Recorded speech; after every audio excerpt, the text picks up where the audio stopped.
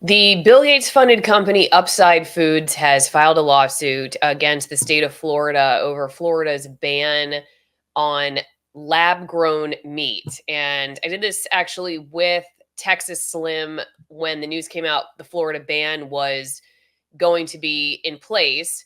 He's going to hopefully join me to talk about this. I'm waiting on him. He's running a little late. So let's just talk about what's going on. I'll just set the scene for you. This is the company's website. It's called Upside Foods. This is, I guess, chicken. They do lab grown, or as they say, cultivated chicken and duck. And it's made in the name of basically reducing environmental impact of animal agriculture as well as being humane and not having to slaughter animals. That those are the two big values that are kind of at the center of this. And this is the founder, Dr. Uma Valetti. He teaches at Stanford and he is a cardiovascular medicine doctor. And the story goes that he was in training in medical school in India, I believe, and he was working in a cafeteria and had to go to a slaughterhouse to buy meat and was like, "This is disgusting. There's got to be a better way to do meat." And that's his story. That's what he says. That's what I've read anyway about why he wanted to do this. If you look down at the investors, here are some of the investors. There's Bill Gates right there in the middle, Cargill, a huge food supplier. What I thought was interesting, I actually looked up, and according to Google's AI, the US Department of Agriculture is a funder. So you make sense of that for me. The US Department of Agriculture, according to Google, is an investor in the food here. Tyson Foods, it's interesting because like Tyson Foods is a huge producer of chicken, of actual chicken. Why would Tyson Foods want to put its business out of business? That doesn't make any sense to me. Is there something else going on here? Like why would Tyson or want to get into the lab meat world? It's just odd. I mean, if it was really just about keeping, like, if the say you were, you were one of the biggest suppliers of a particular good in an area, and another way of doing things would put that production completely offline. It would make your production totally defunct. Why would you invest in that company? So I find that very odd. I also think it's weird that the U.S. Department of Agriculture is somehow involved in this. Anyway, the lawsuit was filed saying that Florida, DeSantis came out. It was a Senate bill, so it wasn't just DeSantis who did it. It was a Senate bill, but DeSantis signed into law.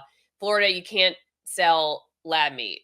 And now this lawsuit, it says this is unconstitutional, which I'm not surprised by. I had a feeling this was going to happen.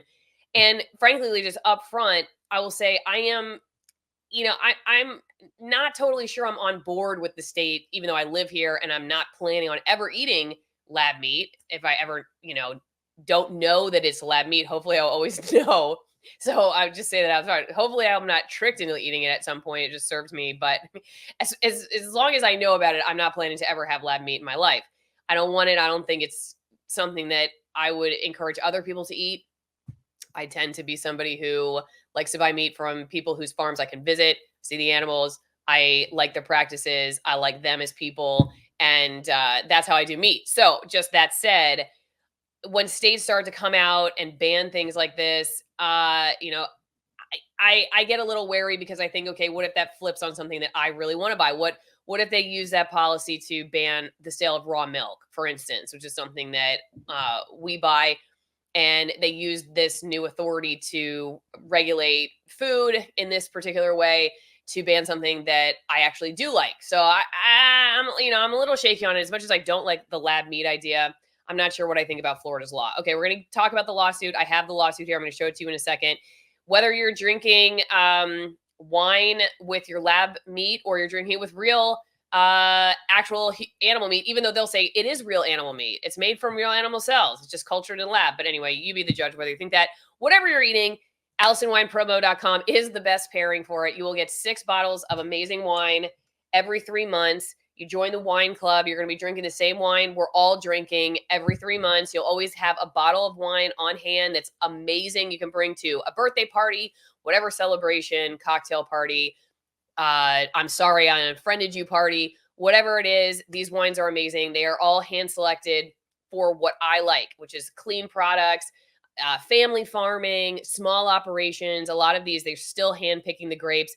Most of them come from extreme altitude areas and very remote regions between 6 and 9,000 feet. There's far fewer pesticides out there. The grapes work a lot harder in these conditions, and so it affects the flavor, it affects the nutritional content. It's just a great product, and they come from different places like Argentina, Chile, Italy. We used to just do Argentina, now we've expanded to several other countries. Join the Alison Wine Club. It's awesome. AlisonWinePromo.com. You'll have to hear about all where your wine came from, how it was put together, the generations and generations of family farmers that have produced it. I can't recommend it enough. AlisonWinePromo.com. Great way to support the show. Let me show you the lawsuit. Again, this was not filed by Bill Gates. Originally, I saw in the news that, though nobody's really covering this other than, some conservative outlets, but the headlines will say something like Bill Gates is suing, and that's what I originally thought was happening. But now, having read the lawsuit, I see that it is not Bill Gates who is suing. It is the company he funds. However, he's a major investor in it. But it's Upside Foods, Inc. versus the Commissioner of Agriculture in Florida, the Attorney General of Florida, the state attorney for the Second Judicial Circuit, and a bunch of other state attorneys. So just basically that. State attorneys, the Commissioner of Ag, and the Florida Attorney General. And it says that Florida enacted SB 1084, which is a law that prohibits the sale of, quote, safe, innovative food products. Plaintiff Upside Foods, Inc. is a startup based in Berkeley, California, and a leading producer of cultivated meat. Unlike conventional meat, which is harvested from animals that are raised for slaughter, Upside cultivated meat products are produced by growing real animal cells in clean and controlled facilities that are regulated and inspected by the USDA and the FDA. Using this technology, Upside is able to reproduce the taste and texture of conventional meat without the necessity of butchering animals. And they go on to say they do chicken, and they've had tastings, and consumers like it because it tastes like chicken, and it doesn't come with the actual slaughter of an animal. That Florida became the first state in the nation to ban it. And DeSantis, instead of saying it's less healthy or safe, he announced that Florida was, quote, fighting back against the authoritarian goals of the global elite. And he also announced the law was part of the administration's focus on investing in our local farmers and ranchers in an effort to save our beef, protecting our incredible farmers, and as means to keep Florida's agriculture industry strong and thriving. That is the Commissioner of Agriculture saying that. And so they're saying, hey, you didn't say that our product is unsafe. You're just saying it's a globalist attempt to own the food supply and, prove that. Then they say that Upside doesn't want to force anybody to eat cultivated meat, but it does want the opportunity to distribute it to willing customers, and that consumers can decide for themselves whether Upside's product is worth eating. And because of this, SB 1084 is unconstitutional, and they have the right to distribute it. They say it violates the Supremacy Clause because it expressly preempted by federal laws regulating meat and poultry products. So basically that it's violating federal law, and that it violates the dormant aspect of the Commerce Clause because it was enacted with the express purpose of insulating Florida agriculture businesses from innovative out-of-state competition. And so they're asking the court to declare SB 1084 unconstitutional and enjoin its operation. Give me your thoughts on the lawsuit. What do you think? Well, the lawsuit, follow the money. I mean, at all times. I mean, people look at Bill Gates, and one thing that people need to start doing with all this fake meat food industry shift, because folks, this is a food industry shift. This is happening globally. They are reinventing what food is, and the money is behind it. And there's been, I don't know, hundreds of billions of dollars invested in this. It's just not Bill Gates. I mean, come on, really? This is money that is behind this basically new food industry. Okay, there's too much going on within the way that we did things in the last 50 years and how we subsidized our food and how we have basically introduced so much poisonous food into our system. They have to basically insert, as I started 4 years ago, I said that, they have to insert some new fake commodities into our food systems. That is what this is about. Follow the money. I know at least 13 of these fake meat companies, from 3D printed meat. It doesn't have to be the medium that it's in, but from 3D printed meat to stem cell research, all the way into the bugs, to everything that is fake meat. That they're even USDA is even now supporting changing the definition of what meat is. So once again, this is an industry shift. You follow the money. All of this technology came out of Israel, and it started years ago. And one thing that a lot of people don't know, Cargill, which is part of the multinational system that processes 85% of our animal protein and is one of the biggest seed companies in the world. Well, they did a simulation back in 2013 of a basically food, shortage that was global. And this is basically how this plays out. So they've had a lot of time to look and research for this industry shift.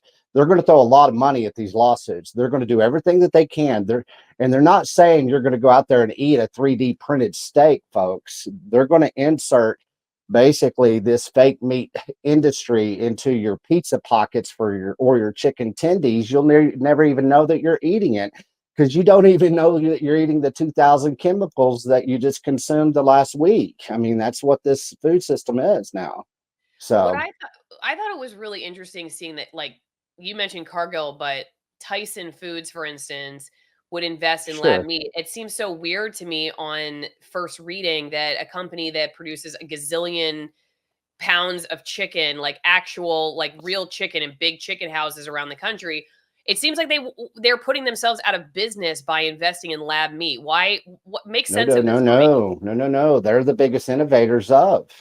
Why would they keep on doing a system of poultry in which they've already captured in the United States? Tyson is owned by China, which is basically Smithfield owns China, or owns Smithfield owns Tyson. Okay.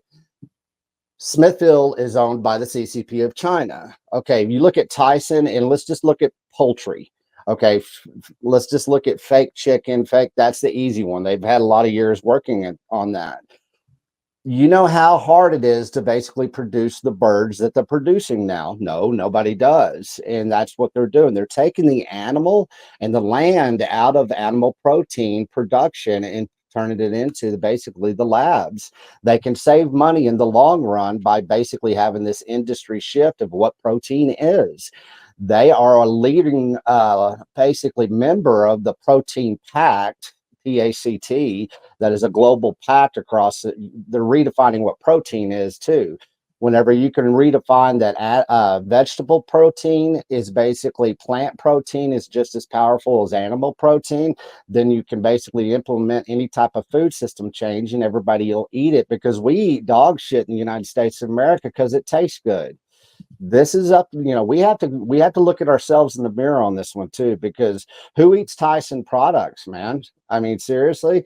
I mean, if we really have to understand that overly processed food, cheap food at the supermarket, high profits for companies like Tyson has caused this problem, because the money's broken right now. And whenever you look at what they're doing within energy, if you're looking at the input controls for all livestock, between be it poultry, be it hog, be it beef, I mean, they're going after any type of innovation that they can implement, because Tyson's already building out processing plants. At half of the processing plant is animal protein, and half of the processing plant is fake. If you have been watching this and you're like, dang, Bill Gates, this is kind of unnerving. I would like to diversify my savings into something else, maybe farmland, maybe precious metals, then you can text Allison to 989898. Go check out Birch Gold. They will give you every little bit of information you've ever wanted to know. You've ever been wondering about your 401k or IRA going into precious metals, specifically gold and silver. They've been in business over 2 decades. They have thousands of customers. They have an A+ rating with the Better Business Bureau. And it's just a great way to get the information and support the show. Again, text Alison 989898. For us, like I said, we are actually investing in farmland. We've decided to buy 10 acres when we bought our first house. We have chickens, we have cows, and we have useless goats, but we're hoping that at some point they're going to turn into a farm that is going to feed us. That said, I also have a 401k and an IRA, and you might be one of those people too that's like, what do I do with this? If you want to invest in precious metals, you want to secure your finances that way, this is a great way to do it. Text Alison 989898. Send me your vision for the world and send it to P.O. Box 3355, Denellen, Florida 34432. Thank you to everybody who sends mail. I get generous donations for the show. I get artwork. I get nice letters of encouragement. I get seeds. I get all kinds of cool stuff. Really appreciate everybody who does that. It's a great way to support. And, I love getting mail, and the kids get to read the mail on the way home. So keep it kid friendly, nothing creepy and nothing edible. If you want to support the show over at Locals, that's another great option, AlisonMorrow.locals.com. And you can be on the editorial board for $5 a month. Support the show that way. It's a lot of fun over there. You get exclusive content too.